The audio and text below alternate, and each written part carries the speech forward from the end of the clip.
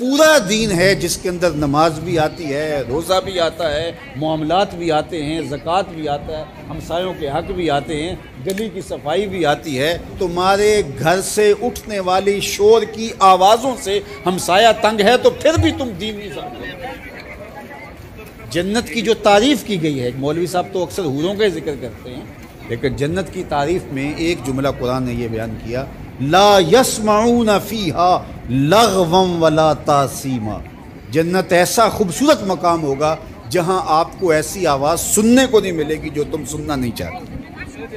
یہ ہے جنت، جو تمہاری طبیعت پہ شاک ہو، تمہارے کانوں پہ بوجھ ہو، تمہاری سماعتوں کے اوپر گراں گزرے، تو جنت میں تمہیں وہ بھی سننے لگے۔ تو میں اپنے مبلغین سے، خطباء سے کہتا ہوں کہ فل ساؤنڈ کیا ہوا ہو اور ایکو بھی اس کی فل کی ہوئی اور چھوٹا سا کمرہ ہو اور آپ آگے منہ رکھ کے زور زور سے بول رہے ہیں اور لوگوں کے دل ڈول رہے ہیں اور آپ سمجھتے ہیں یہ تبلیغ کر رہے ہیں۔ یہ تبلیغ نہیں، یہ بدتمیزی کر رہے ہیں۔ اللہ نے قرآن میں بولنے کا بھی سلیقہ سکھایا، کہا کہ تمہاری آواز بہت بلند نہیں ہونی چاہیے، بدترین آواز فرمایا گدھے کی آواز ہے، وہ چیختا ہے، چلاتا ہے۔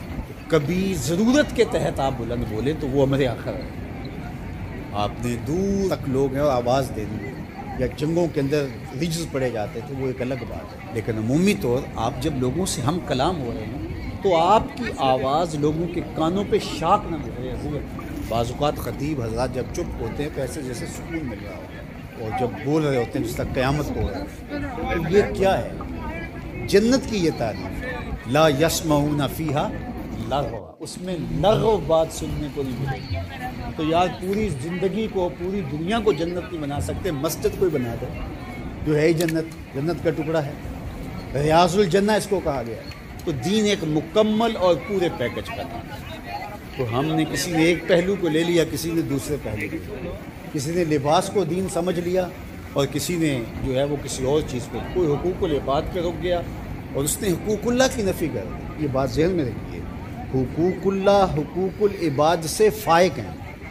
یہ عمومی طور پہ کہا جاتا ہے حقوق اللہ کی خیر ہے، حقوق العباد کا خیر ہے، تو یہ بات ذہن میں رکھیے کہ جو حقوق اللہ ہیں وہ فائق ہیں حقوق العباد سے۔ بندے کے حق اللہ کے حق کے برابر کیسے ہو سکتے؟ لیکن جو زور دیا گیا ہے وہ اس لیے دیا گیا ہے کہ اللہ تو کریم ہے، معاف کر دے، تو بندہ معاف نہیں کرے، اس لیے کہا کہ ذرا اس سے یہی معاف کروا دو، یہ معاف کرے گا تو کام بنے گا، اور وہ ہے، وہ تو کریم ہے تو وہ معاف کرے گا۔